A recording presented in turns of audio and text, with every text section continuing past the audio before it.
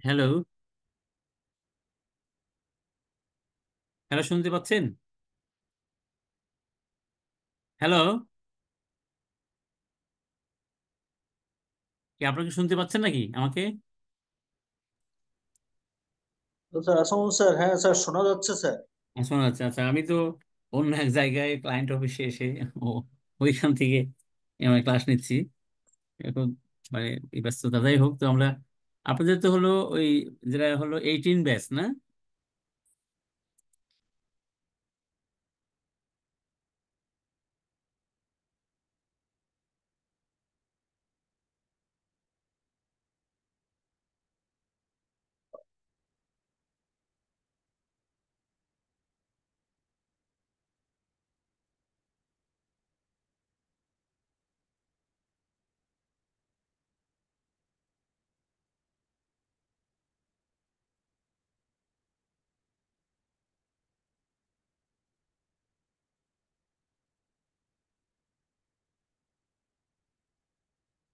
হুম। আপনারা দেখতে পাচ্ছেন? শেয়ারিংটা কি দেখা যাচ্ছে? জি স্যার, জি স্যার, দেখা যাচ্ছে। আচ্ছা, এখন আপনারা তো আপনাদের তো 18 ব্যাচ, না? যেটা কর্পোরেট রোল,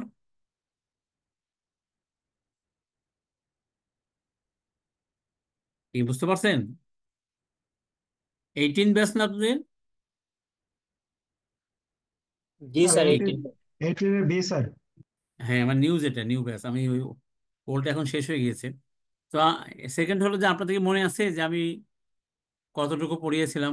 এরকম মনে আছে আপনাদের? কেউ বলতে পারবেন? গত ক্লাসে ছিলেন এরকম কেউ?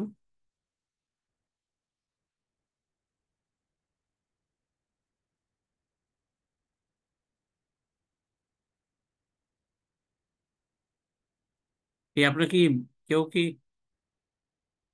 গত ক্লাসে যারা ছিলেন তারা কেউ কি আছেন এখন?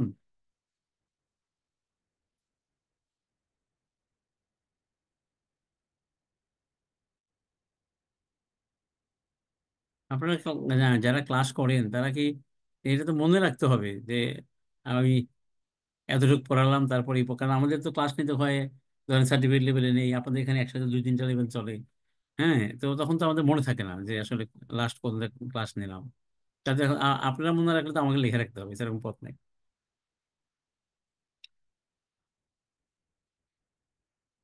আমার ধারণা যে share share and capital, share, হ্যাঁ, এটা বোধহয় আপনাদেরকে আমি পড়িয়েছিলাম। এখন আপনার কেউ কি আছেন গত ক্লাস করেছেন এরকম কেউ আছেন, প্লিজ? আসসালামু আলাইকুম স্যার। হুম, বলেন। স্যার, এটা হলো regulation for management of a company limited by shares. হ্যাঁ, টু হ্যাঁ, কোনটা? Regulation for management. ও, হ্যাঁ, গুড গুড, বুঝতে পেরেছি। তার মানে ওই শিডিউল ওয়ানটা আর কি, টু তাই না? সেভেন্টিন, হ্যাঁ, 2/17/1886 এখানে হ্যাঁ, পড়ছেন প্রাইমারি। ওটা হলো তাহলে। হ্যাঁ, হ্যাঁ, বুঝতে পেরেছি, কারণ এগুলো পড়িয়েছি। হ্যাঁ, ওই যে মানে শিডিউল ওয়ানটা যেটা, তাই না? জি স্যার। হ্যাঁ, হ্যাঁ, এইটি আজকে পড়ানোর কথা আছে। আমি তাহলে হ্যাঁ, এই শিডিউল ওয়ান, এখানে তো আবার কত পেজ যেন এটা, হ্যাঁ, এটা পড়িয়েছি। হুম। এই এই যেটা, না? ঠিক জি আছে। স্যার। জি স্যার। কালির, হ্যাঁ, এইটা পড়ানোর কথা ছিল। হ্যাঁ, এবং আমার মনে হয় আপনাদের আরো বলেছিলাম যে আসলে আপনাদের এটা কি আমরা ওই যে সেকশন 17 পড়িয়েছিলাম, 17, মনে আছে? স্যার, 17টা ডিসকাস করছিলাম। আচ্ছা, তা আবার শুরু করি, ডিসকাস করি আবার, করি। যে আসলে regulation for management of a company limited by shares, এটা আসলে, এটাকে আমরা যদি এক কথাই বলি, আপনারা এটা লিখে রাখেন, বা কারণ এখানে তো লেখা নাই, আমি যা বলবো তা নাই, যে এটা আসলে একটা স্যাম্পল। মানে এটা হলো একটা স্যাম্পল আসলে, মানে স্যাম্পল অফ, মানে হাউ টু প্রিপেয়ার বা how to write an articles of association of a company. আসলে একটা কোম্পানি আর্টিকেলস অফ অ্যাসোসিয়েশন তৈরি করে কিভাবে লিখতে হয়, তারই স্যাম্পল হলো আসলে এই শিডিউল ওয়ান। এই যে শিডিউল ওয়ান, এটা আসলে এখানে বইয়ের মধ্যে হয়তো আগে পিছিয়ে আছে, কিন্তু কোম্পানি আইনে, কোম্পানি আইন যখন শেষের লাস্টে কোম্পানি আইন যখন শেষ, হ্যাঁ, এবং শেষের লাস্টে যে এই 12টা শিডিউল আছে, তার মধ্যে 1 নম্বর শিডিউলটাই হলো শিডিউল 1, নাম্বার 1। এটা হলো আসলে কি, এটা হলো যে আপনি একটা কোম্পানির আর্টিকেলস কিভাবে লিখবেন তার একটা স্যাম্পল দেওয়া আছে।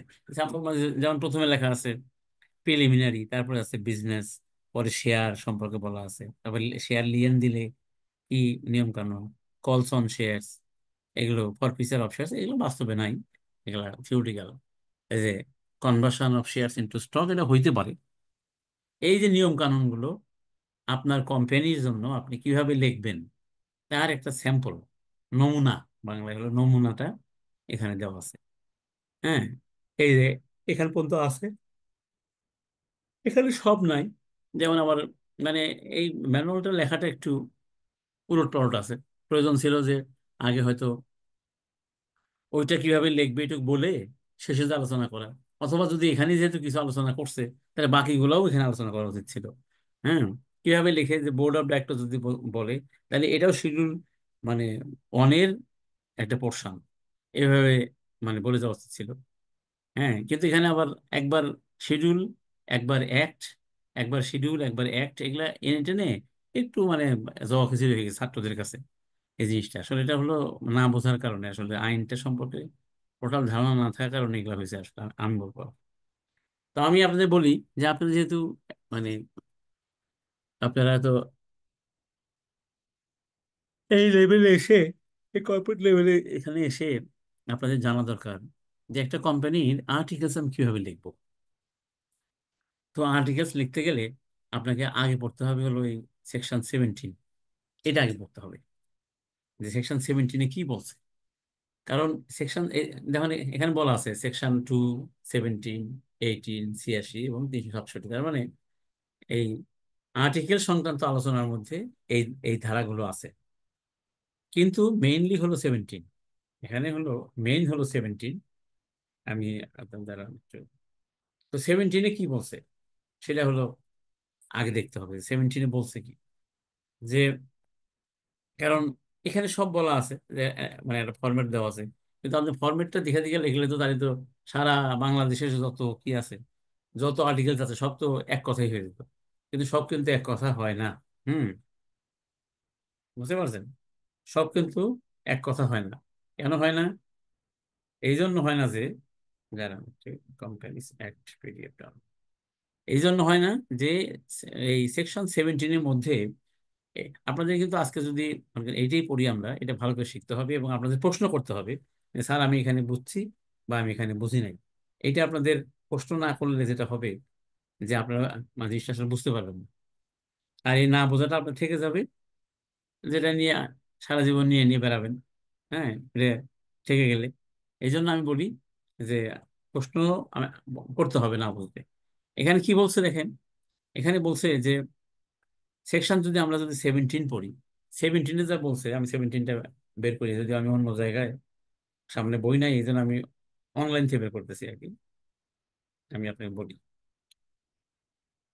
দেখেন 17 এবং 18 দুটি আমি পড়ে শুনি। বলছে কি যে প্রথমেই এই চ্যাপ্টারটার নাম হলো আর্টিকেলস অফ অ্যাসোসিয়েশন। 17 সেকশন যেখান থেকে শুরু হয়েছে, আপনার যদি কারোর কাছে কোম্পানি আইন বই থাকে তাহলে একটু দেখেন। হ্যাঁ, প্রথমেই বলছে যে আর্টিকেলস অফ অ্যাসোসিয়েশন, তার মানে কি? তার মানে আমি যে বললাম যে শিডিউল 1 হলো একটা একটা কোম্পানি তো একটা পার্ট থাকে হলো মেমোরেন্ডাম, একটা পার্ট থাকে হলো কি আর্টিকেলস। এটা তো আমরা সবাই জানি না, এটা যে একটা কোম্পানির যে টোটাল যে আসলে নিয়ম কানুন এবং রেজিস্ট্রেশন করার জন্য একটা থাকে মেমোরেন্ডাম, একটা থাকে আর্টিকেলস, এটা জানেন নাকি? এটা কথা বলতে হবে, জানেন এটা আপনারা? ফয়সাল, জি ফয়সাল, জি ইকবাল, জি জি জি স্যার, জি জানেন? স্যার, জানি জানি। Yes, yes. তাইলে তারই তাইলে তাই ওইটারই এখন আর্টিকেলস পার্টটা আমরা কিভাবে মানে লিখবো। তা আমরা যদি লিখি তাহলে হুবহু আমরা যেখানে ফর্মুলা দেওয়া আছে, প্রিলিমিনারি ক্ষেত্রে আমরা এটা লিখবো, বিজনেসের ক্ষেত্রে এটা লিখবো, শেয়ার্সের ক্ষেত্রে আমরা এটা লিখবো।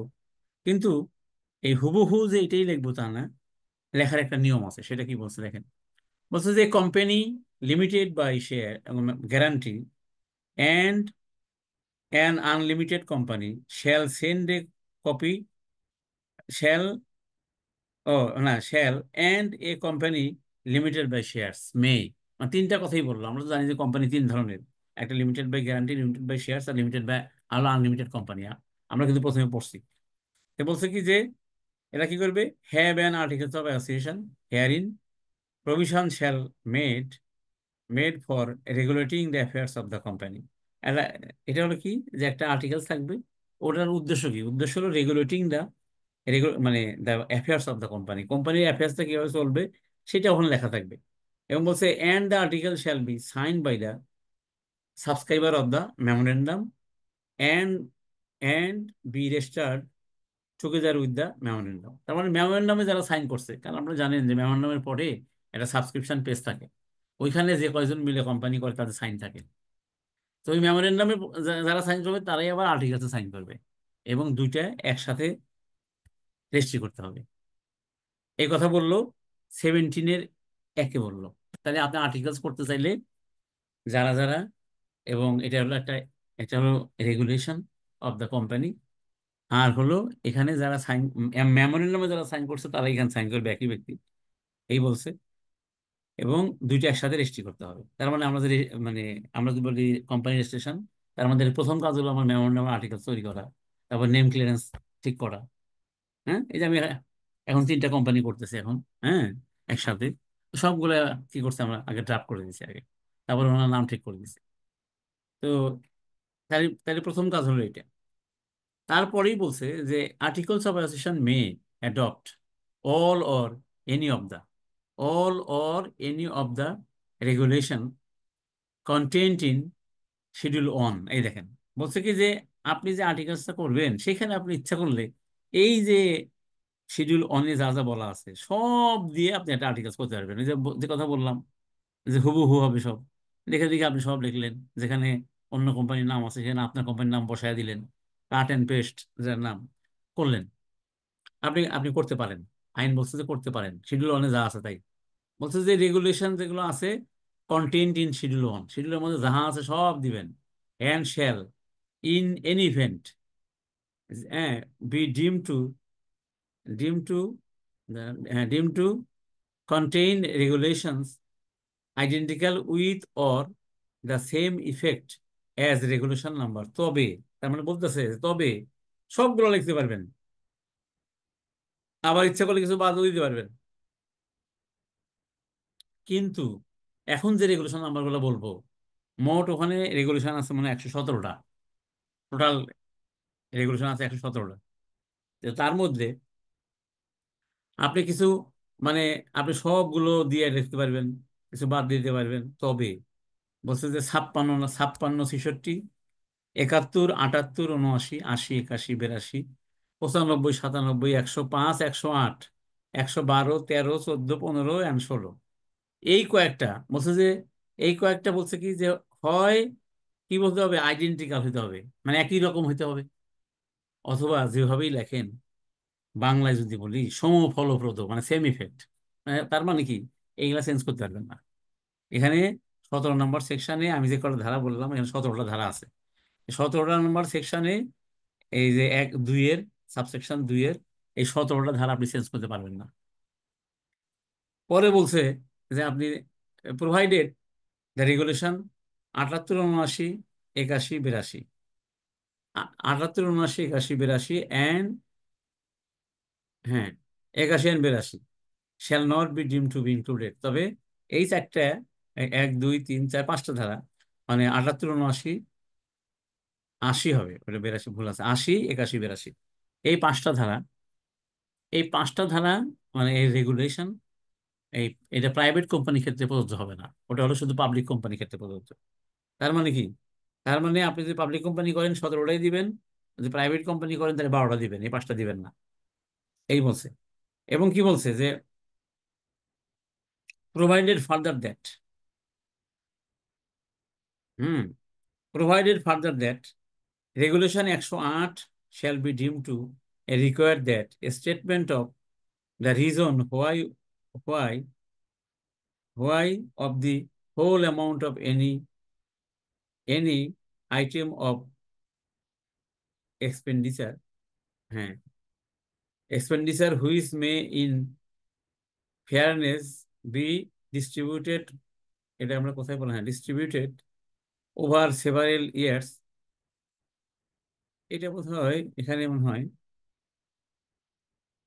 প্রোভাইডেড ফার্দার দ্যাট রেগুলেশন 108, হ্যাঁ 108, 108 এর ক্ষেত্রে shall be deem to require that a statement of the reason why of the whole amount of any item of expenditure which may in fairness be distributed over several years, only a portion thereof is charged against the income of the year shall be shown in the profit and loss account unless the company in general meeting shall determine otherwise. ও বলছে কি যে 108-এর মধ্যে যে regulation বিধানগুলো আছে তার মধ্যে একটা বিধানের ক্ষেত্রে বলছে যে আপনি মানে এই লাইনটা লিখতে হবে। কোথায় লিখতে হবে?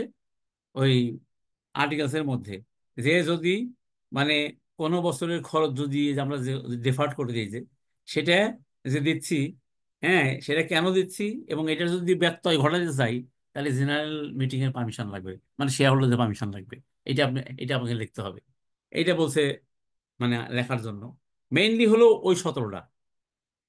তার মধ্যে 17টার মধ্যে কিন্তু 105, 108ও আছে। তবে 108-এর ক্ষেত্রে বলছে যে ওখানে তো বলা আছে যে এটা ডেপার্ট করে দেওয়া যাবে, কিন্তু ডেপার্ট না করে যদি আপনি যদি 1 বছরই চার্জ করতে চান কথার কথা, তাহলে আপনাকে যেটা করতে হবে আপনাকে জেনারেল মিটিং এ পারমিশন নিতে হবে, এই লাইনটা লিখে দিতে হবে, এই কথা বলছে। আর 3-তে বলছে in case of an unlimited company or a company limited by guarantee, মানে শেয়ার যদি না হয়, the articles if the company has a share capital shall state the amount of share capital with which the company propose to be registered। হ্যাঁ, আমরা তো এটা সবসময় লিখি যে যে অথরাইজ ক্যাপিটালের ঘরই আছে। আপনি যে মেমোরেন্ডাম এবং আর্টিকেলসে এই অথরাইজ ক্যাপিটাল কত কি, হ্যাঁ কত টাকা, কতটি শেয়ার, ইচ শেয়ার কত করিয়া, মোট কত টাকা। আপনি তো লিখলেন যে 10 লাখ শেয়ার 100 টাকা করিয়া, 10 কোটি টাকা, এরকম এটা লিখতে হবে। এটা আমরা সবসময় সবসময় লিখে দিই। আর কি লিখি? আর আর দেখেন 18-তে যাই, অ্যাপ্লিকেশন অফ শিডিউল 1 কিভাবে অ্যাপ্লাই করবেন। In the case of a company unlimited by shares or registered after the commencement of this act, if the articles not registered or if the articles are registered in so far as the articles do not exclude or modify the regulations, ওই যে বলছে যে modify যদি না করেন schedule অনেক যা আছে সবভাবে দিয়ে দেন, those regulations shall so far as applicable be the regulations of the company in the same manner and in the same extent and as if যেন as if they were contained in the duly registered articles। এবার আমি আপনাদের summary করি। আপনার হয়তো এতক্ষণ শুনতে শুনতে হয়তো কারোর মাথায় নাই, কেউ হয়তো অন্য মনস্ক হয়ে গেছেন। এবার মনস্ক হন, আমি আপনাদের সহজ করে বলে দিই। আপনি যখন কোম্পানি মানে আর্টিকেলস লিখবেন, এই শিডিউল অনের মধ্যে যা আছে হুবহু সবকিছু লিখে দিতে পারবেন, কোনো সমস্যা নাই। তবে খালি বলছে যে ওই যে 78, 79, 80, 81, 82 এই 5টা, এইটা শুধু খালি প্রাইভেট কোম্পানির ক্ষেত্রে হবে না, ওটা হলো পাবলিক কোম্পানির ক্ষেত্রে হবে। আর পাবলিক কোম্পানির সাবসিডিয়ারি কোম্পানি যদি প্রাইভেটও হয় সেখানে হবে, কিন্তু পিওর পাবলিক যেখানে সেখানে ওই 5টা হবে না। আর সব লিখে আপনি করে দিতে পারেন। কিন্তু আবার পরে বলা হয়েছে যে আপনি ইচ্ছা করলে আরো অন্যান্য কিছু এর সাথে আপনি লাগাইতে পারবেন। তবে আপনি ওই যে আমরা যে বললাম 17টা সেকশন, ওর কোনোটাই যদি আপনি বাদও দেন, কিন্তু আইন বলতেছে আপনি বাদ দিলেও আপনার যখন কোনো একটা ঘটনা ঘটবে তখন ধরে নেওয়া হবে যে আপনার ওই সবটি যেগুলো চেঞ্জ করা যায় না সেগুলো আপনার আর্টিকেলসের মধ্যে বিধৃত আছে, ইনক্লুডেড করা আছে, এটাই মনে করা হবে। করে আপনি ধরেন সামনে একটা ঘটনা, একটা বিচার করা লাগলো বা হ্যান ত্যান বা একটা কোর্টে গেলেন, কোর্ট বলবে যে হ্যাঁ আপনি আর্টিকেলসে নাই, কিন্তু আইন তো বলছে যে আপনি না লিখলেও ওটাকে আর্টিকেলসের মধ্যে আছে বলে ধরে নেওয়া হবে। তার মানে কি, আপনি যদি আর্টিকেলস লিখতে চান তাহলে আপনাকে এই যে এগুলো জানতে হবে, জেনে সেইভাবে লিখতে হবে। বলেন, কেউ বুঝলেন কি বুঝলেন না? না বুঝলে আমাকে আবার প্রশ্ন করেন।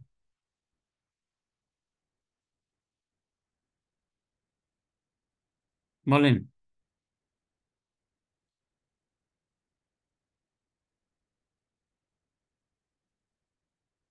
ঠিক কেউ নাই? সবাই কি বুঝতে পারছেন?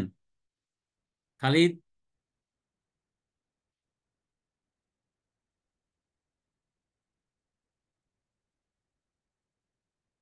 কি বলেন? মাত্র স্যার 25 জন জয়েন কোচিং তো করছেন। বুঝছি স্যার। বুঝতে বুঝতে লেগেছে। খালিদ বলেন, কি বুঝতে পারছেন জি স্যার, বুঝতে পারছি। যে আর্টিকেলস কিভাবে লিখতে হবে?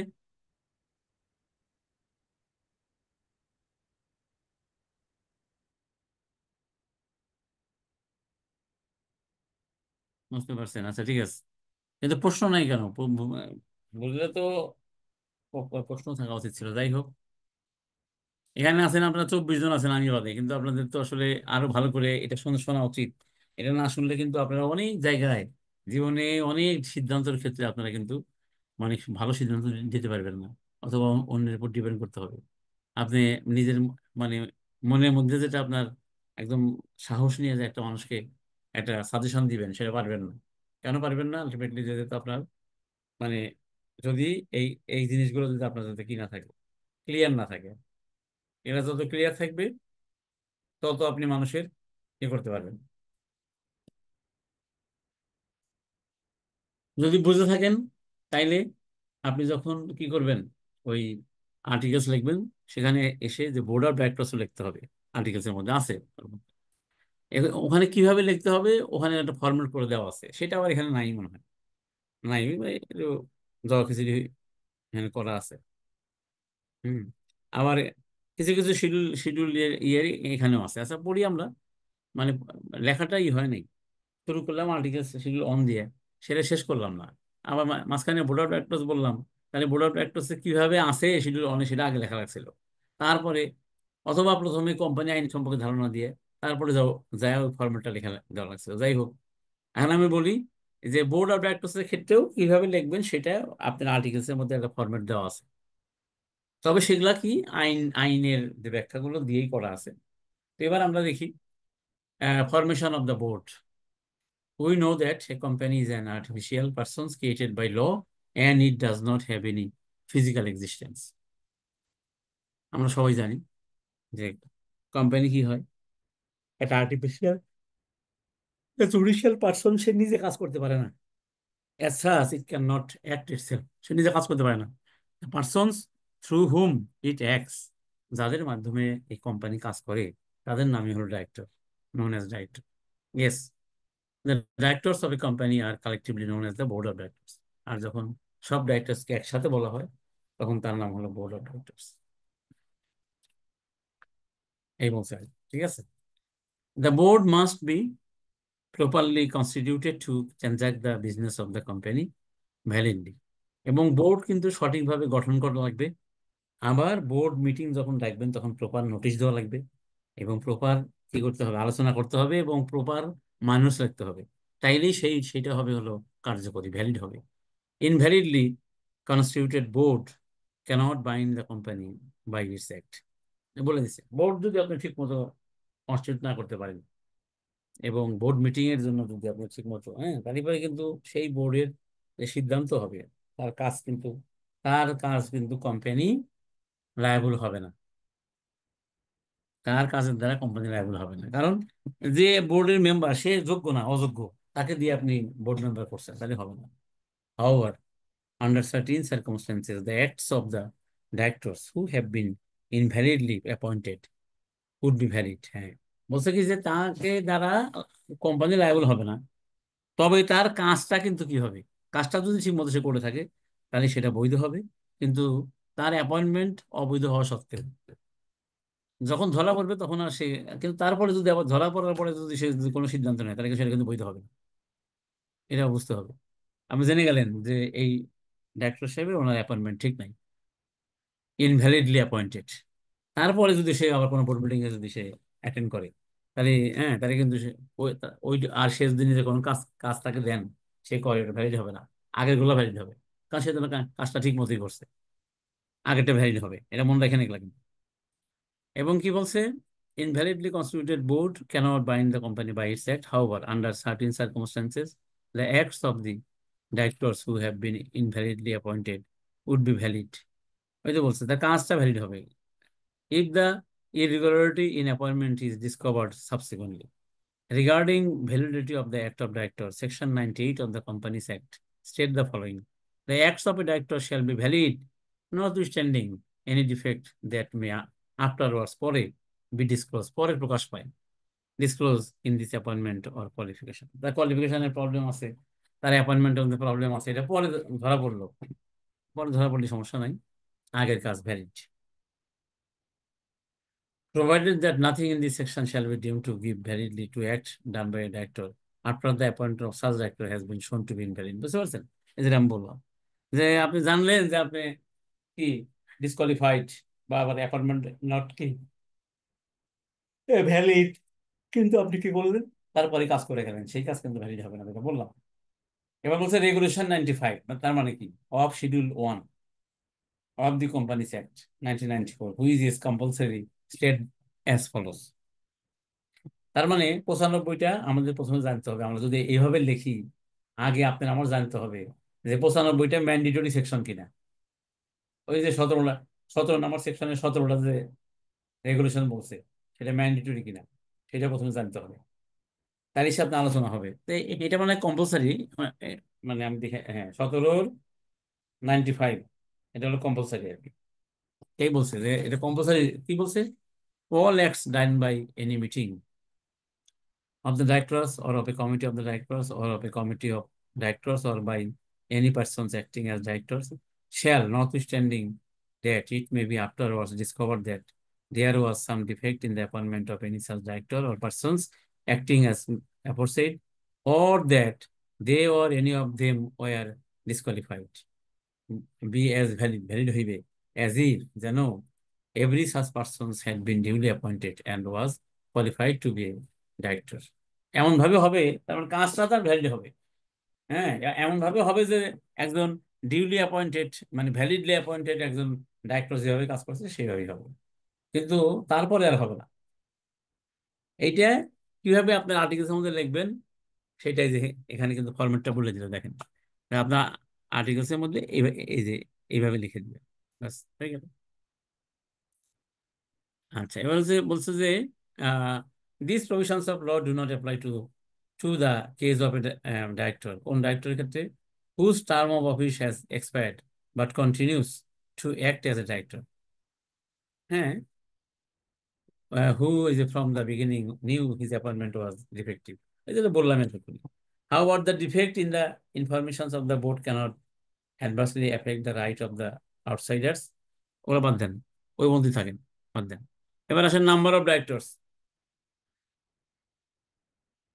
আমরা সবাই জানি যে এভরি পাবলিক কোম্পানি সমস্ত পাবলিক কোম্পানিতে কোম্পানি আইন অনুযায়ী 90 কোম্পানি আইনের 90 section 90 subsection 1 every public company and every private company which is subsidiary of a public company share have at least 3 directors তার মানে পাবলিক কোম্পানি এবং পাবলিক কোম্পানির সাবসিডিয়ারি যদি কোনো কোম্পানি হয় তাদের কমপক্ষে 3জন ডাইরেক্টর থাকতে হবে এটা হলো কোম্পানি আইন অনুযায়ী কিন্তু কোনো কোম্পানি যদি পাবলিক কোম্পানি যদি আবার লিস্টেড হয় তাহলে তখন আবার সিকিউরিটি অ্যান্ড এক্সচেঞ্জ কমিশনের যে অর্ডিন্যান্স আছে সেই অর্ডিন্যান্সে যে মানে লেখা আছে অর্ডিন্যান্সে বলা সরি মানে কর্পোরেট গভর্নেন্স গাইডলাইন যেটা সিকিউরিটি অ্যান্ড এক্সচেঞ্জ কমিশনের তখন আবার সেইটা অনুযায়ী হতে হবে সেখানে বলা আছে কমপক্ষে 5জন বেশি পক্ষে 20জন এই জন্য কিন্তু আপনারা কোম্পানি আইনে লেখা আছে কমপক্ষে 3জন থাকা সত্ত্বেও পাবলিক কোম্পানি যেগুলো লিস্টেড সেখানে কিন্তু 5জন কমপক্ষে কেন ওই যে আর এক আইনে বলা আছে এবং সেই আইনে বলা আছে যে অন্য আইনে যাই থাকুক না কেন মানে কোম্পানি আইনে যাই থাকুক না কেন ওটা মানতে হবে এই জন্য কোম্পানি আইনে কমপক্ষে 3জন পাবলিক কোম্পানির ক্ষেত্রে এবং পাবলিক কোম্পানি সাবসিডিয়ারি কোম্পানির ক্ষেত্রে 3জন আর প্রাইভেট কোম্পানির ক্ষেত্রে 2জন shall have at least 2 directors এবং 90-3 বলছে only natural persons can be appointed age director বোর্ডের যে ডাইরেক্টর হবে সে হবে ন্যাচারাল ব্যক্তি আপনার আমার মতো ব্যক্তি হইতে হবে কোনো কোম্পানির ডাইরেক্টর অন্য কোম্পানি হইতে পারে না অন্য কোম্পানি শেয়ার হোল্ডার হইতে পারে কিন্তু ডাইরেক্টর হইতে পারবে না কারণ কোম্পানি তো এ নেয় সে ন্যাচারাল পারসন না সে তো হলো আর্টিফিশিয়াল জুডিশিয়াল পারসন সেই জন্য সে হইতে পারে না তাহলে সে কি করে যে শেয়ার হোল্ডার হয় সে করে কি তাদের ওখান থেকে ওই বোর্ড থেকে একজন ব্যক্তিকে এই বোর্ডে নিযুক্ত করে যাকে বলা হয় রিপ্রেজেন্টেটিভ ডাইরেক্টর অফ ধরেন X Y Z company limited তার মানে রিপ্রেজেন্টেটিভ ডাইরেক্টর হওয়া যায় কিন্তু মানে কোম্পানি কখনো কি হইতে পারে না ডাইরেক্টর হইতে পারে না ঠিক আছে কোম্পানি কখনো ডাইরেক্টর হইতে পারে না। স্যার একটা কোশ্চেন ছিল স্যার। হ্যাঁ হ্যাঁ, কোশ্চেনই তো চাচ্ছি, বলেন। স্যার ডিরেক্টরের টাইপ হিসেবে যদি স্যার বলা যায় স্যার, যে বিভিন্ন ধরনের তো ডিরেক্টর আছে। হুম। কাউকে যে বলা হচ্ছে এক্সিকিউটিভ ডিরেক্টর, কাউকে বলা হচ্ছে নন এক্সিকিউটিভ ডিরেক্টর। স্যার এদের বেসিক্যালি স্যার এদের মানে ফাংশনটা কি স্যার, কিভাবে স্যার ডিসাইড হয়েছে? আচ্ছা, বা খুবই সুন্দর। Sponsor director sir. হ্যাঁ হ্যাঁ, না পঞ্চায়েত ডিরেক্টর মানে ডিরেক্টরি, কিন্তু আপনি যে কথাটা বলছেন এটা কয়েকভাবে বলা যায়। আপনি যেভাবে বলছেন আমি সেভাবে বলি, আপনি যেভাবে বলছেন সেভাবে আমি বলি। যে এক্সিকিউটিভ ডাইরেক্টর এবং নন এক্সিকিউটিভ ডাইরেক্টর, এইটা কিন্তু মানে আপনার পদবি দিয়ে বিচার করলে হবে না। কারণ বিভিন্ন কোম্পানিতেই আছে ইডি, ইডি মানে এক্সিকিউটিভ ডাইরেক্টর। ওই ইডি কিন্তু আপনার এই ডাইরেক্টর না, আমরা যখন ডাইরেক্টর পড়তেছি ওই ইডি হলো, ওই ইডি সাহেব হলো, সে হলো মূলত হইতে পারে এমপ্লয়ি। এমপ্লয়ি। আচ্ছা, আবার ওই ইডি আবার এই ডাইরেক্টরও হইতে পারে যদি সে ওখানে চাকরি করে। তার মানে যে ডাইরেক্টর অথচ ডে টু ডে অ্যাক্টিভিটিসে অংশগ্রহণ করে, কোম্পানির বিজনেসে অংশগ্রহণ করে এবং সে স্যালারি নেয়, তার নাম হলো এক্সিকিউটিভ ডাইরেক্টর। কিন্তু আমরা যদি পদের মধ্যে লেখা থাকে এক্সিকিউটিভ ডাইরেক্টর, সেই সেই ডাইরেক্টর এই ডাইরেক্টর না। এই হলো প্রথম কথা। আচ্ছা, জি জি, আসেন আসেন প্লিজ। আচ্ছা, একটু যান জি প্লিজ।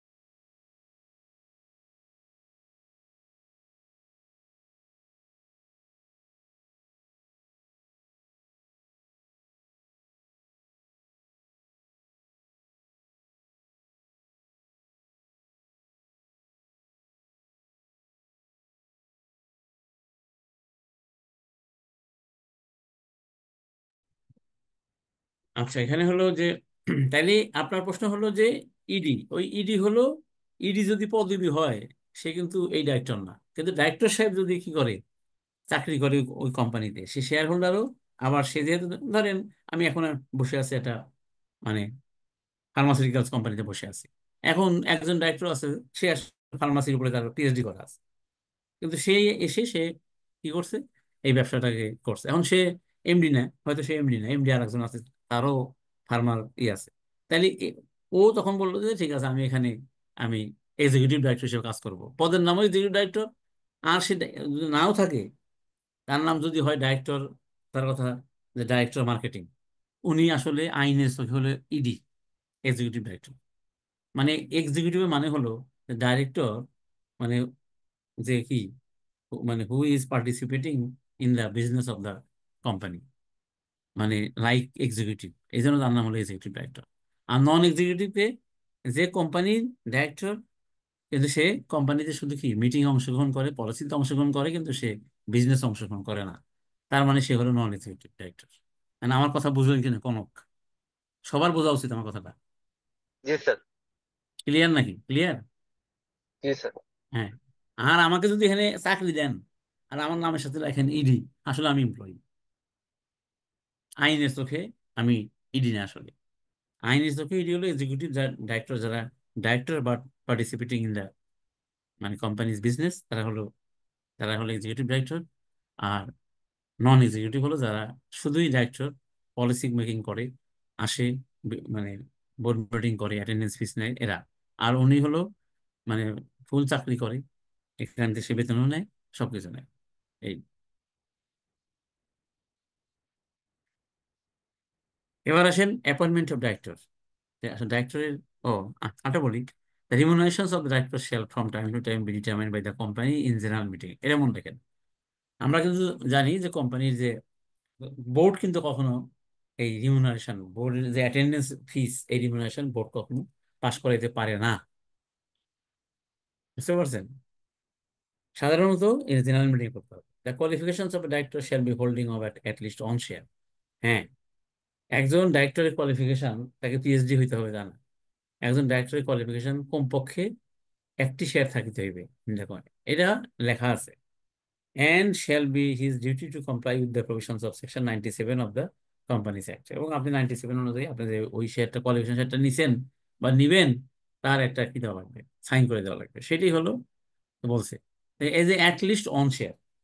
এই জন্য কিন্তু বিভিন্ন আর্টিকেলস লেখা থাকে যে অ্যাট লিস্ট 1000 শেয়ার, মানে কমপক্ষে একটি, তাহলে বেশি পক্ষেও হইতে পারে 1000টি শেয়ার আপনি লিখলেন। তার মানে কি, আপনি যদি ওই কোম্পানির 1000টি শেয়ার শেয়ার না কেনেন এবং কিনবেন বলে যদি আপনি কনসেন্ট না দেন, হ্যাঁ, তাহলে পরে আপনার কি হবে না, আপনি ডাইরেক্টর ডিসকোয়ালিফাইড হয়ে যাবেন।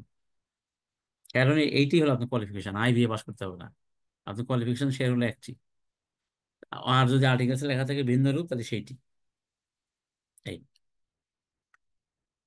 এবার আসেন অ্যাপয়েন্টমেন্ট অফ ডাইরেক্টরস।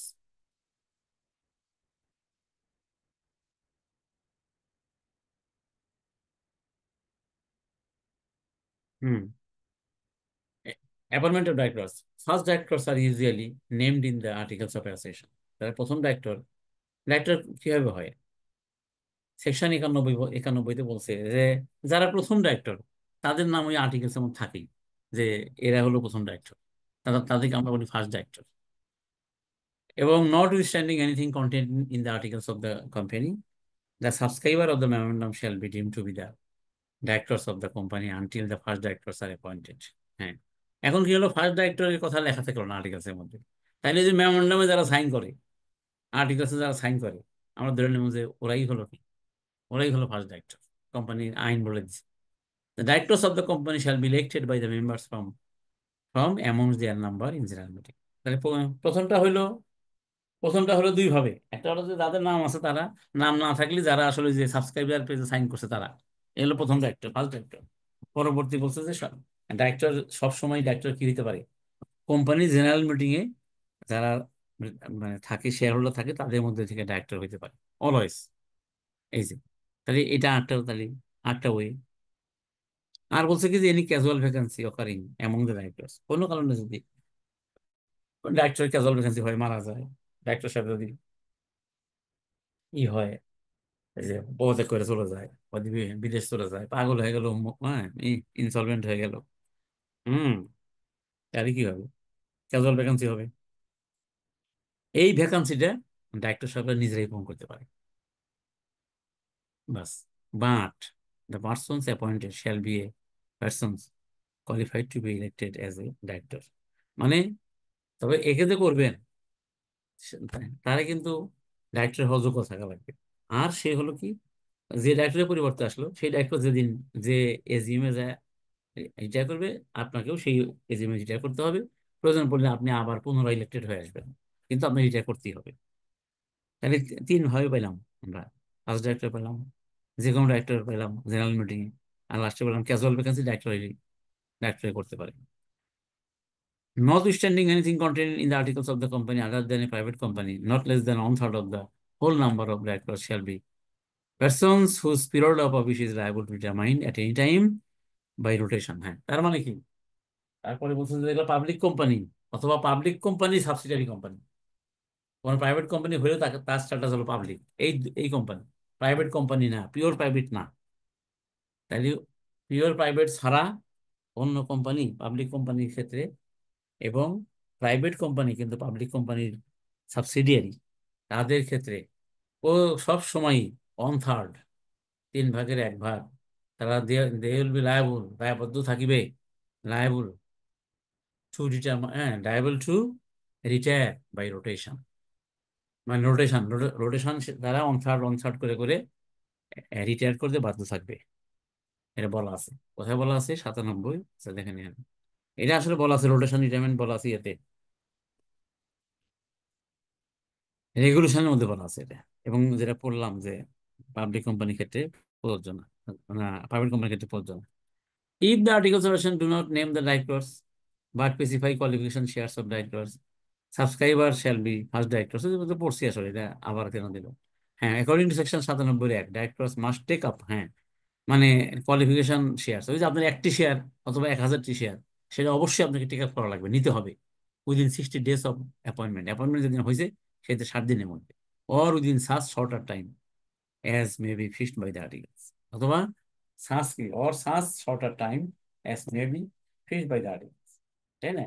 তার মানে কি 60 দিন লেখা আছে, ইচ্ছা করে 60 দিনকে 40 40 দিন 45 দিনে করা যাবে, মানে কমানো যাবে, বাড়ানো যাবে।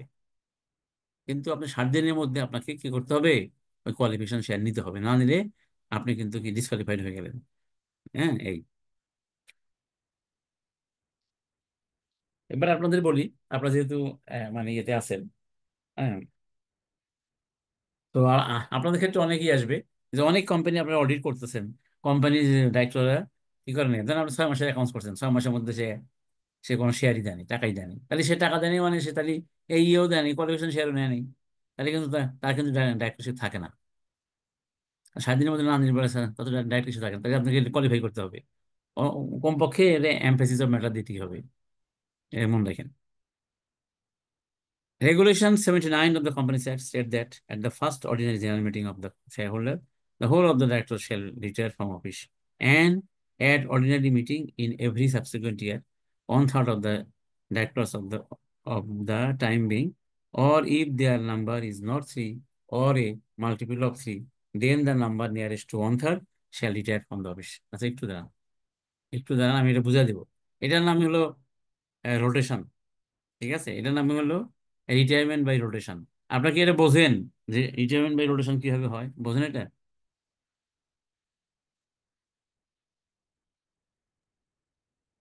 না স্যার, বুঝে না স্যার। এটা আমি একদম আপনাদের উদাহরণ দিয়ে একটু বুঝাই দিচ্ছি, আর বাকিগুলো আমরা পড়ছি, 17-2ও পড়ছি, এগুলো সব পড়ছি আর কি। হ্যাঁ, আমি এটা আপনাকে এই এই দুইটা জিনিসটা সুন্দর করে বুঝা দিই, সারা জীবন মনে থাকবে। এটা আমি, 1/3 স্যার রিটায়ারমেন্ট করবে স্যার। হ্যাঁ হ্যাঁ ফয়সাল। স্যার মানে রোটেশন মানে হচ্ছে স্যার প্রতি এজিএম এর ক্ষেত্রে স্যার 1/3 অংশ আর কি বোর্ড অফ ডিরেক্টর রিটায়ারমেন্ট করবে। এই ক্ষেত্রে যারা সবচেয়ে পুরাতন ছিল তারা আগে মানে বিবেচ্য হবে মানে অবসরের হুম, সময়। হ্যাঁ, গুড গুড। সেটা আমরা একটা উদাহরণ দিয়ে, আর আরো কথা আছে যে প্রথম যে এজিএম হবে সেখানে সবাইকে রিটায়ার করতে হবে, আমি বুঝাই দিচ্ছি আপনাকে। ওইটা তো স্যার যারা ফাউন্ডিং এর সময় থাকবে তারা ফার্স্ট এজিএম এর সময় রিটায়ারমেন্ট করবে স্যার।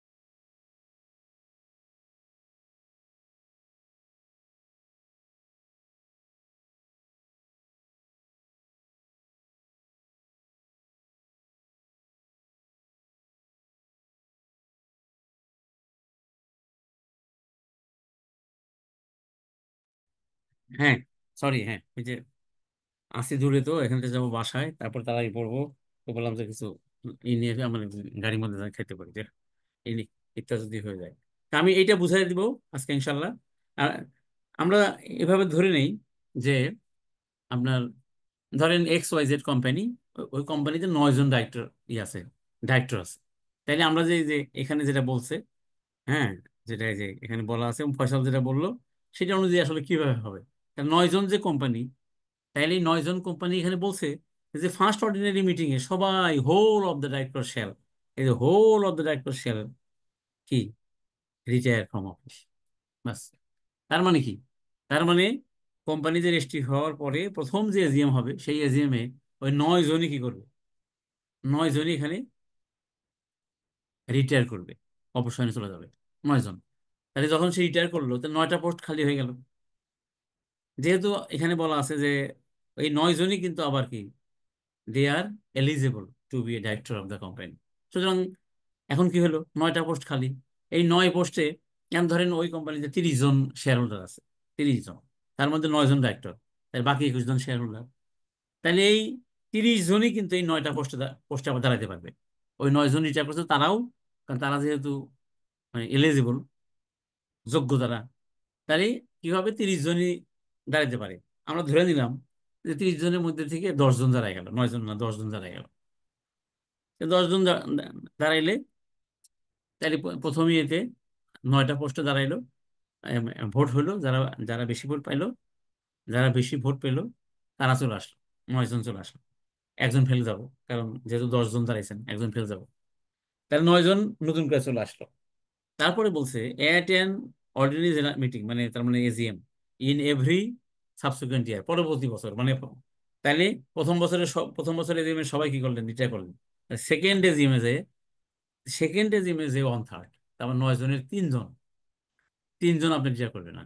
তার মানে 3টা পোস্ট খালি হবে এবার। আগে যেমন 9টা পোস্ট খালি ছিল, এবার এবার হবে। এখন প্রশ্ন হলো কি, যে আইন হলো কি, রেগুলেশন 80 বলছে যে যারা who have been longest in the office, যে লংগেস্ট আছে সেখান থেকে এটা করবে। কিন্তু এখন তো 9জনই তো লংগেস্ট, 9জনই তো একই একই দিনে আসছে। তাইলে এই 9, তাহলে কি হবে, তাহলে 9জনের মধ্যে ঠিক করতে হবে যে কে 3জন আগে যাবে, 1/3 3জন। যদি করতে না পারে তাহলে করতে হবে লটারি, এই যে বলছে। But as between the persons who become directors on the same day, একই দিনে যারা ডাইরেক্টর হয়েছে, এবং দোজ টু রিটায়ার, এবং যারা রিটায়ার করবে, শ্যাল আনলেস দি আদারওয়াইজ এগ্রি, তারা নিজেরা যদি এগ্রি করতে না পারে অ্যামং দেমসেলভস, বি ডিটারমাইন, তখন সেক্ষেত্রে ডিটারমাইন করতে হবে বাই লট। তার মানে কি, তখন ডিটারমাইন করতে হবে লটারির দ্বারা। লট মানে লটারি, লটারি দ্বারা।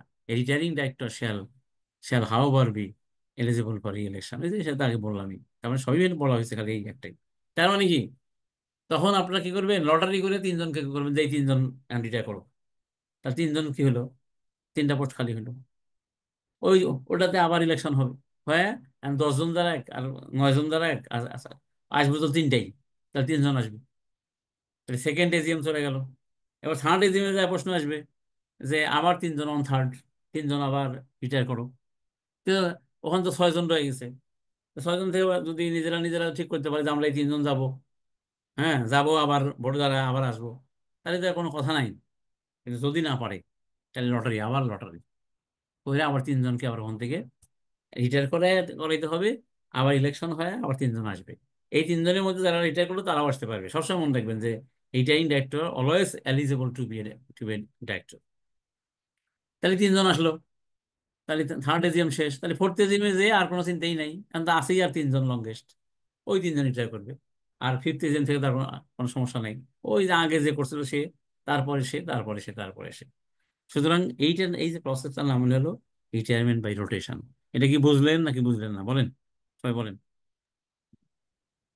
স্যার একটা কোম্পানিতে যদি 2জন ডিরেক্টর থাকে স্যার, হুম, সেক্ষেত্রে স্যার কিভাবে তারা রিটায়ার করবো স্যার? দুজন প্রাইভেট কোম্পানি, ওখানে তো এই জি ই নাই। আমরা স্যার। তো এতক্ষণ কি বললাম, যে প্রাইভেট কোম্পানির ক্ষেত্রে রিটায়ারমেন্ট রোটেশন জি। অ্যাপ্লিকেবল না। শুধুমাত্র স্যার পাবলিক স্যার। শুধু পাবলিক, এবং পাবলিক কোম্পানি যেটা সাবসিডিয়ারি প্রাইভেট কোম্পানি, তাদের ক্ষেত্রে সেখানে 2জন থাকবে না, জি বুঝছেন। সেখানেও লেখা আছে স্যার। কমপক্ষে 3জন ডাইরেক্টর। কি ক্লিয়ার, প্রশ্ন উত্তর ক্লিয়ার? কি আপনি ক্লিয়ার নাকি, বলেন। জি স্যার। বলো। আচ্ছা, জি স্যার। আচ্ছা, থ্যাংক ইউ। এবার আমরা আসি, পরেরটাতে আসি। এভরি ডাইরেক্টর বলছে যে consent of director, yes, consent ছাড়া হবে না। Every director has to sign a consent form, যেটা ফর্ম 9 বলা হয়, and file the same with the Register of Registered Companies and Firms. Section 93 of this Act states as follows: every person proposed to as a candidate for the office of a director shall sign and file with the register, file with the company বা register আসলে, his consent in writing to act as a director if appointed. সোজা কথা হলো যে appointed হলে তাকে এই consent দিতে হবেই। কনসেন্ট ছাড়া সে নিজেকে কোথাও ডাইরেক্টর বলতে পারবে না, নিজেকে কোথাও ডাইরেক্টর হিসেবে প্রপোজও করতে পারবে না। যে প্রপোজ করলে কনসেন্ট দেওয়া লাগবে। A person shall not act as a director of the company unless he has, কি বলছে যে 30 days of his appointment signed and filed with the registrar his consent in writing to act as such director। 30 দিনের মধ্যে যদি না দেয়, তাহলে সে কিন্তু ডাইরেক্টর থাকবে না এবং ডাইরেক্টর হতে পারবে না। এই স্যার একটা এগুলো হলো কোয়েশ্চেন স্যার। হ্যাঁ বলেন। স্যার যখন মানে কোম্পানির ডাইরেক্টরদের তালিকা করা হয় তখনই তো স্যার ডাইরেক্টরদের কনসেন্ট যেটা ওটা নেওয়া হয় এবং আরজিএসসি তে দেওয়া হয়, তাহলে ওই সম্মতিতেই কি ওইটা হয়ে ওইটাই যাবে তো না এটা, স্যার? হ্যাঁ ওইটার নামই তো, হ্যাঁ ওইটার নামই। ওই কনসেন্ট, সিডি বলা হয়, কনসেন্ট ডাইরেক্টর, যেটা ফর্ম 9। ঠিক আছে, জি স্যার, কিন্তু ঠিক আছে। দিতে হবে, না দিয়ে করতে পারবেন না, মিনিং হলো এটা। ঠিক আছে, দিতেই হবে। ফর্ম 9 যেটা, যখন আপনি লিস্ট করেন ওটার নাম হলো form 12, particulars of director, list of particulars of directors, মানে পার্টিকুলার্স অফ ডাইরেক্টরস বা লিস্ট অফ ডাইরেক্টরস বলে অংশ। তে ওইটা হলো ফর্ম 12। আর ওর সাথেই আপনি যেটা বলবেন, হ্যাঁ ওর সাথেই দেওয়া লাগবে। কেন দিতে হবে? যে আপনি কনসেন্সাস আপনার ডাইরেক্টর বলা যাবে না, এই জন্য সাথে দিয়ে দিবেন, একসাথে পাশ হয়ে যাবে দুইটা। ঠিক আছে, এবার আসেন power and duties of director. ডাইরেক্টরের পাওয়ার ডিউটি কি, এটা আমরা সহজ করে আমি বলে দিই, এত কিছু পড়া লাগবে না, আপনারা পড়েন।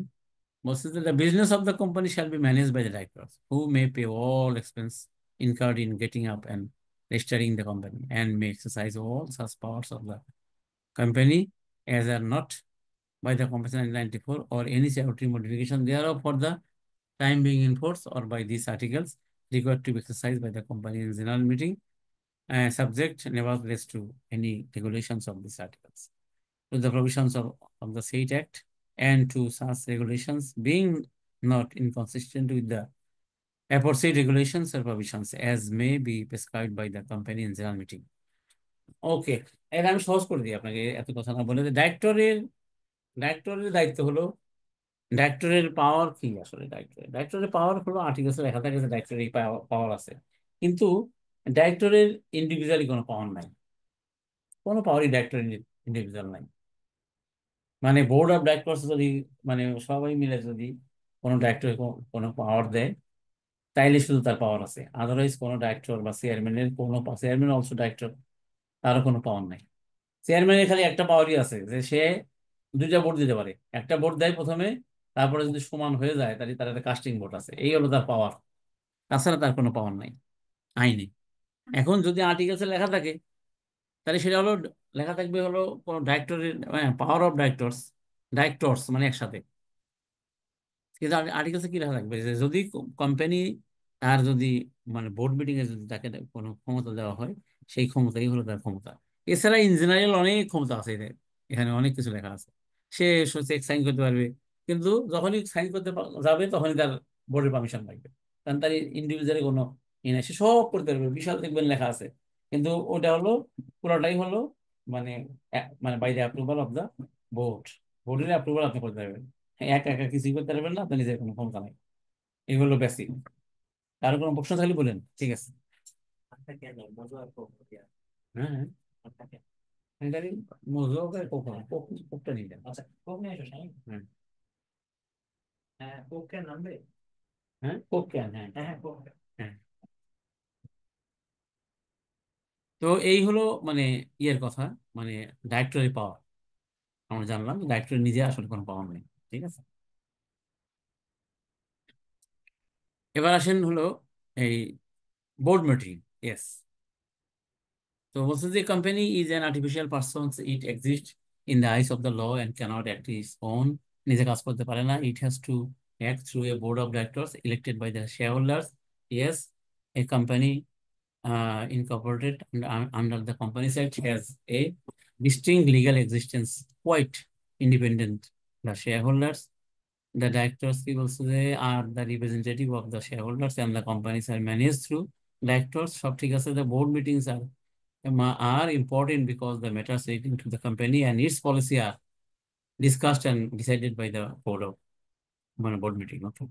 The Companies Act 1994 has given discretion to the directors to frame rules and regulations concerning meeting, where they should meet at, how their meeting should be regulated. However, if the director are unable to exercise the powers vested on them, the company may exercise such powers in general meeting of the shareholders. The procedures of dealing with the issue by the directors in one company may differ within the legal frame with that of the other company. হ্যাঁ, হইতে পারে। The scope of business to be done by the board depends upon the provisions in the articles of the respective company and the Companies Act 1994. ঠিক আছে, তো এখানে বলছে যে আসলে এখানে বলা উচিত ছিল যে এখানে যে কোম্পানি আইনে বলা আছে যে একটা ইয়ারে কমপক্ষে 4টি বোর্ড মিটিং করতে হইবে। সেটাই তো এখানে, এখানে নাম তো হলো বোর্ড মিটিং, সেটাই এখানে নাই। এখানে থাকা আমরা জানি যে কি কমপক্ষে 4টি বোর্ড মিটিং করা লাগবে। আমাদের বেশি পক্ষে যে যে অর্ডার করেন করেন, কিন্তু কমপক্ষে 4টি। তার মানে এক কোয়ার্টারে 1টি করিয়া এক বছরে 4টি, কমপক্ষে 4টি কি করতে হবে, মিটিং করা লাগবে। এই matters within the power. Articles delegate powers to the board of directors and not to any individual or to a number of individual by them. ওই বললাম যে পাওয়ার হলো মানে কালেকটিভলি, আলাদাভাবে কোনো পাওয়ার নাই। যদি পাওয়ার তাকে দেওয়া হয় তাহলে পাওয়ার আছে, নাহলে নাই, এই বলছে। এখানে একটা ইলাস্ট্রেশন আছে, দেখি কি বলছে। Where 6 directors out of 9 meet in a different capacity and for different purpose, such meeting is not a board meeting. তাই না? এই যে যেটা হলো আর কি, যে এই যে কয়েকদিন আগে আমি আপনাদের বলি, আমার কাছে একটা ডিসিশন আসলো সরকারি থেকে, স্যারকে দেখে দেন, লিখে দিয়ে আমি বললাম যে এটা বোর্ড মিটিং হয়নি। এই সেম কাহিনী, এই একটা ইয়ের 7জন ডাইরেক্টর একদিকে, 7জন না 8জন, তারা মিলে একটা মিটিং করে সিদ্ধান্ত করছে, সেই সিদ্ধান্ত দিয়ে দিছে। হ্যাঁ, এটা ইনভ্যালিড। কারণ প্রপার নোটিশ দিতে হবে 9জনকেই, তারপরে কেউ আসলো না সেটা ইস্যুজ না। কিন্তু আপনি ওই যে 9জনের মধ্যে 6জন এক জায়গায় বসলেন, বা হ্যাঁ 14জনের মধ্যে আপনি কি করলেন, 8জন একদিকে বসে থেকে সিদ্ধান্ত নিলেন, এটা হবে না। এটা কোনো ভ্যালিড সিদ্ধান্ত হবে না, এবং পৃথিবীর কোনো আদালতে আপনি ওই সিদ্ধান্ত আপনি কার্যকর করতে পারবেন না। মনে রাখবেন এটা। আপনাকে মানে কোরাম সংখ্যক থাকলেই এজেন্ডা ভ্যালিড, কোরাম যদি থাকে। এখন আপনি কিন্তু নোটিশ দেওয়া লাগবে 9জনকেই, প্রপার নোটিশ দিতে হবে। নোটিশে যে আইন আছে, ওই যে 100, ওই যে 11, 12, 12, 13, 14, 15, 16, যেটা আর্টিকেলসে মানে ফর্ম মানে শিডিউল 1-এ বলা আছে, সেইটা সেই অনুযায়ী আপনাকে নোটিশ দেওয়া লাগবে, তারই সে নোটিশ হবে, আদারওয়াইজ নোটিশ হবে না। তো এই বলছে, এটা সুন্দর জিনিস একটা আমাদের এখানে। এবং directors can meet under informal circumstances. হ্যাঁ, ইনফরমালি বসা যাবে, কিন্তু ফর্মালি কিছু হবে না। If all the directors meet casually in a club, হ্যাঁ, it cannot be treated as board meeting, তাও হবে না। At the options of the one against the will of the others, right? কারণ এখানে আপনাকে কি করতে হবে, প্রপার নোটিশ দিয়ে বসাইতে হবে। আপনারা সবাই মিলে আর 9জন যে এক ক্লাবে যে একটা ইনফর্মাল আলোচনা করলেন, ওটাও হবে না, ওটা বোর্ড মিটিং হবে না। হ্যাঁ, গেছেন এক ইয়েতে, আপনি আর একটা বললেন, নোটিশ দিলেন না, তাহলে হবে না। তবে যদি 2জন হয়, 2জন যদি শেয়ার হোল্ডার হয়, 2জনই ডাইরেক্টর, একজন চেয়ারম্যান একজন এমডি, তাহলে কিন্তু আপনি সিঁড়ির মধ্যে বোর্ড মিটিং করতে পারবেন। কারণ এখানে নোটিশ একজন, আপনি যাকে বললেন সে যদি ইয়েস বলে, নোটিশ হয়ে গেল, এটা প্রপার নোটিশ হয়ে গেল। সে যদি আপনারা বলে আপনি ইয়েস বলেন, প্রপার নোটিশ হয়ে গেল। এখান থেকে নোটিশ দেওয়ার দরকার নাই, আপনার 2জনই তো, 3জন হলেই নোটিশ লাগবে।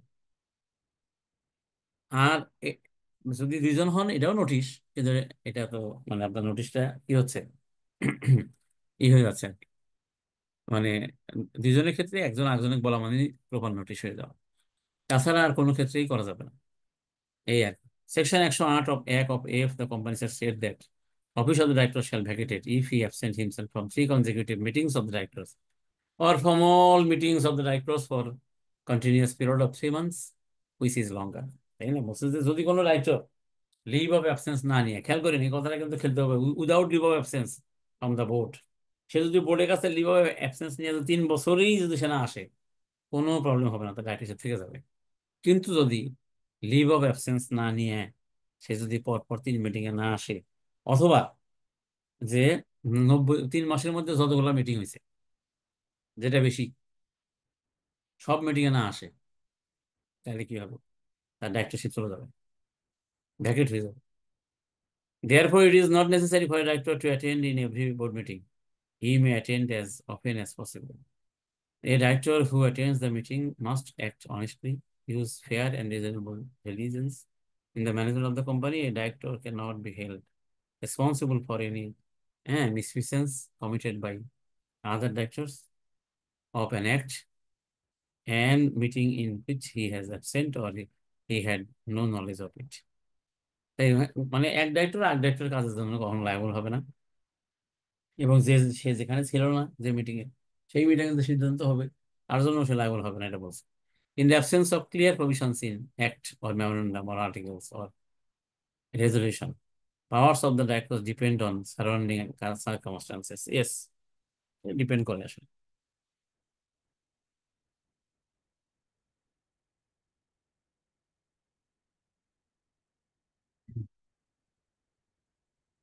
বলছে circumstances when telephonic conversations and informal discussion become board's discussion. Sometimes decisions are taken by the board on the basis of conversations over telephone or informal discussion among themselves. Such telephonic conversations or discussions is not considered as a meeting with the meaning of Companies Act. However, telephonic conversation and informal discussion may be treated as a resolution, subject to the provisions in the articles, and when all the directors sign a resolution based on such conversations of discussion. তার মানে কি mainly এখানে আসলে resolution by সার্কুলেশনের কথা বলতেছে, আলোচনা করছি, সবাই মিলেই আলোচনা করলাম, তারপরে এটাকে আমি কি করলাম, একটা মাইনাস করে পরে সবার কাছে পাঠিয়ে দিলাম যে আপনারা সাইন করে দেন, সবাই সাইন করে দিল। তার মানে ওটা কি হয়ে গেল, ওটা বোর্ড মিটিংও হয়ে গেল এবং বোর্ডের ডিসকাশন হয়ে গেল এবং ওটা অ্যাপ্রুভাল হয়ে গেল। এটার নাম হলো রেজুলেশন। হ্যাঁ, নিলেন বাই সার্কুলেশন, যেটা নিচে বলছে থ্রু রেজুলেশন বাই সার্কুলেশন, একই জিনিস। তবে বলছে কি যে কিছু ধরনের বিজনেস যেগুলা সার্কুলেশন করে হবে না। হ্যাঁ, দুইটা আপনার নেন, একটা আমাকে দেন, ওটা আপনার খান। হ্যাঁ, নিন, এইটা দেন। হ্যাঁ,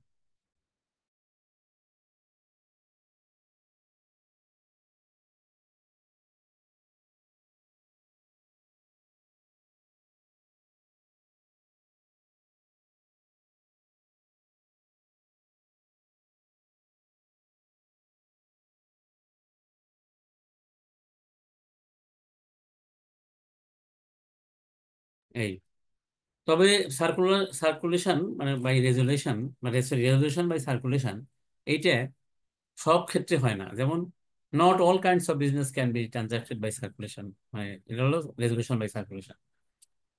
হ্যাঁ, provided that a resolution in writing signed by all the directors of the time being in Bangladesh shall be a valid and effective as if it has been passed a meeting. A resolution by circulation provided by all directors, including the interested directors, shall not invalidate due to signature of the interested.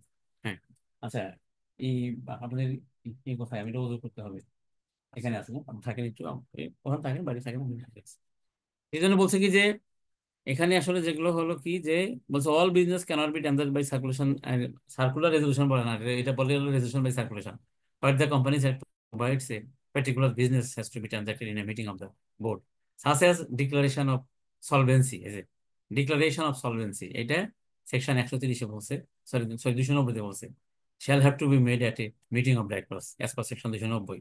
Disclosure of interest, হ্যাঁ, নিজের interest disclose করা in respect of contract as per section 130 অনুযায়ী আপনি interested director, আপনি আপনার যে কি হবে, আপনার যেটা মানে মানে আপনি যেখানে ইন্টারেস্টেড, হ্যাঁ, সেইখানে অবশ্যই এটা সার্কুলেশন দিয়ে হবে না, রেজুলেশন বাই সার্কুলেশন এটা হবে না। এটা এগুলো অবশ্যই মানে মিটিং করতে হবে, ফিজিক্যাল মিটিং করতে হবে, এই বলছে।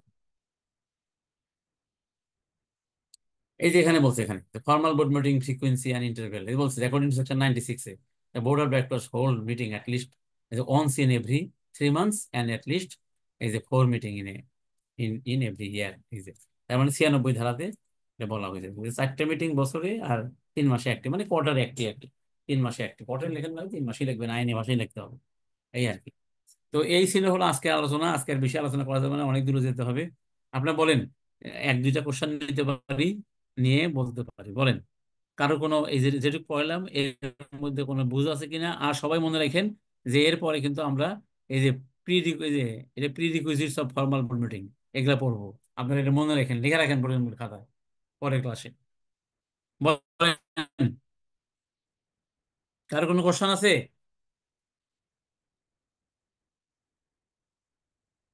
কি ফয়সাল, মান্নান, কনক, কারো কোনো প্রশ্ন আছে? স্যার একটা কোশ্চেন ছিল স্যার, সেটা হ্যাঁ, হলো একটু স্যার বলেন। যারা স্যার মেমোরেন্ডামে সাবস্ক্রিপশন করে স্যার, তাদেরকে কি স্যার ওই স্পন্সর শেয়ার হোল্ডার কি বলে নাকি নাকি হ্যাঁ, তারই তাদেরকে স্পন্সরশিপ। বলে স্যার? হ্যাঁ হ্যাঁ, তারই হলো স্পন্সর শেয়ার হোল্ডার। আচ্ছা, হ্যাঁ, ঠিক ঠিক। ঠিক বলছেন, তারই স্পন্সর শেয়ার হোল্ডার। ওকে, বলেন আর কোনো কোশ্চেন থাকলে। যত কোশ্চেন আছে এই স্যারের কাছে করবেন, বুঝছেন? এই যদি কোম্পানি আইন সম্পর্কে কোনো কোনো কোশ্চেন থাকে, কারণ হ্যাঁ ম্যাক্সিমাম আমাদের যারা প্রফেশনালরা, সিএ বলেন, সিএস বলেন, তাই না, সিএমএ, সবাই কিন্তু আমার কাছে প্রশ্ন করে রিগার্ডিং কোম্পানি আইন। সুতরাং আপনাদের আমি মনে করি যে চান্স শেষ, আপনারা যত প্রশ্ন আছে করবেন। আর আর একটা প্রশ্ন, হ্যাঁ বলেন, আর কারো প্রশ্ন আছে বলেন, একটা প্রশ্ন করতে পারেন, বলেন।